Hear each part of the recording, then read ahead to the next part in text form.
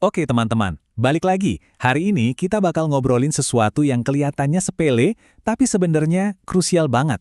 Akuntansi kas. Anggap aja ini adalah skill wajib buat jadi penjaga harta karun di sebuah perusahaan. Penasaran kan? Yuk, langsung aja kita bedah bareng-bareng. Sering gak sih kalian kayak lihat isi dompet di akhir bulan terus mikir, loh, duit gua kemana aja ya? Perasaan kemarin masih banyak. Nah, percaya nggak percaya, perusahaan segede apapun itu juga ngalamin kebingungan yang sama persis loh sama aset mereka yang paling cair, yaitu uang kas. Kenapa sih kas ini jadi anak emas yang butuh penjagaan super ketat? Jawabannya simpel banget.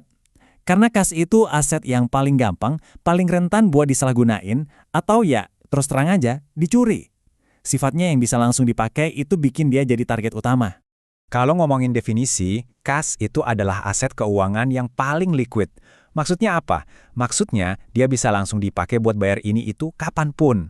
Nggak perlu proses yang riwah buat ngubahnya jadi alat bayar. Nah, justru kemudahan inilah yang jadi titik lemahnya.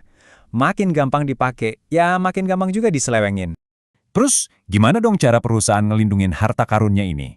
Jawabannya adalah dengan ngebangun sebuah benteng pertahanan yang namanya pengendalian internal. Ini tuh semacam seperangkat aturan main dan prosedur buat mastiin tiap rupiah itu aman dan kecatat dengan benar. Nah, ada 5 jurus jitu yang jadi fondasi dari pengendalian internal kas.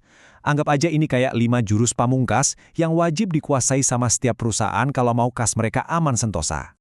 Kelima jurus itu adalah: pertama, pemisahan tugas; kedua, pemanfaatan bank; ketiga, pengamanan fisik; keempat, dokumentasi dan otorisasi; dan yang kelima, verifikasi independen. Yuk kita kupas satu-satu. Jurus pertama, pemisahan tugas. Gampangnya gini deh, orang yang megang duit sama orang yang nyatet duit keluar masuk itu harus beda. Nggak boleh orang yang sama. Kenapa? Biar nggak ada kesempatan buat manipulasi. Kalau satu orang ngerjain dua-duanya, dia bisa aja ngambil duit terus ngubah catatannya buat nutupin jejak. Bahaya kan?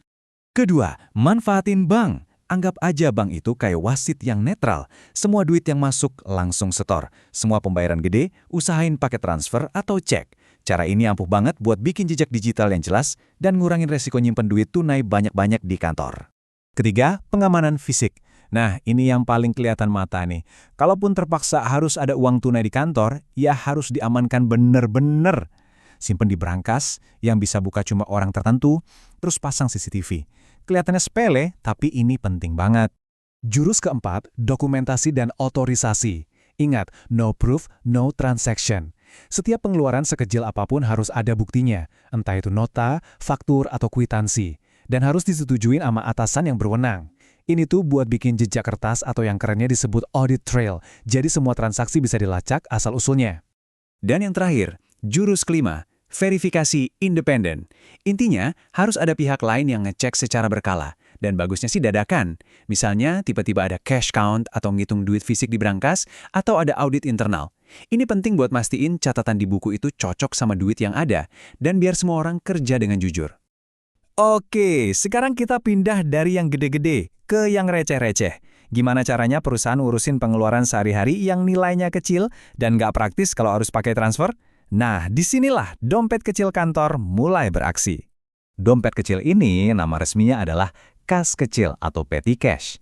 Ini tuh sejumlah dana yang sengaja disiapin buat bayar hal-hal remeh-temeh kayak ongkos parkir, beli galon, atau bayar kurir. Tujuannya simple, biar efisien dan gak ribet. Buat nyatet kas kecil ini, ada 2 sistem utama. Pertama, sistem fluktuatif, di mana tiap ada pengeluaran langsung dicatat.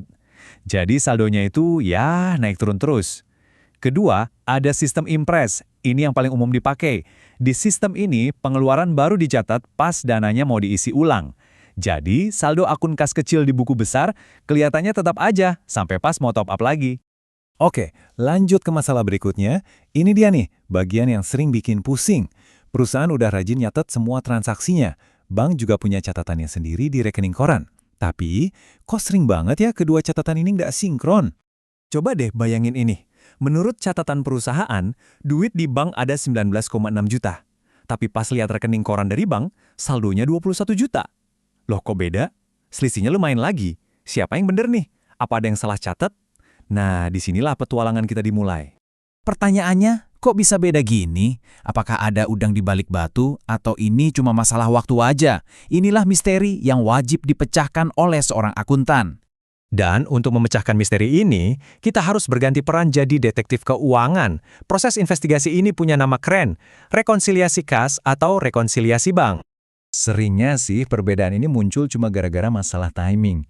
Misalnya kita udah nyetor duit ke bank sore-sore, jadi udah kita catat, tapi bank baru proses besok paginya. Atau kita udah ngasih cek ke orang, tapi orangnya belum nyairin ke bank. Bisa juga karena ada biaya admin atau bunga dari bank yang mereka udah catat tapi kita belum.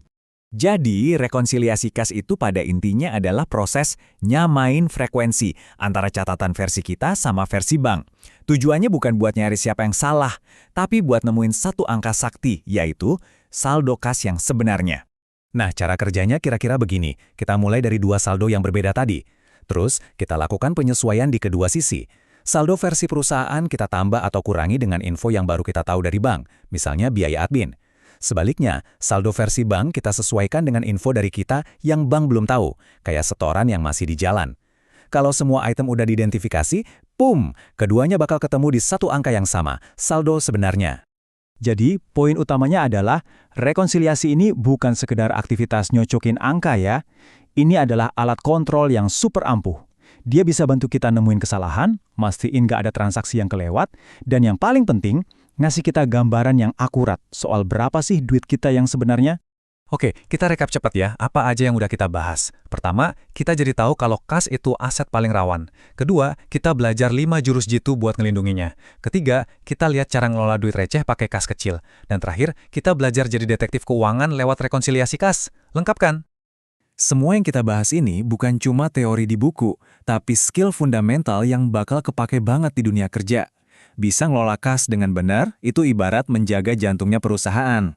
Jadi pertanyaannya sekarang buat kalian, setelah tahu semua ini, udah siap belum jadi penjaga harta karun perusahaan di masa depan? Sampai ketemu di pembahasan berikutnya.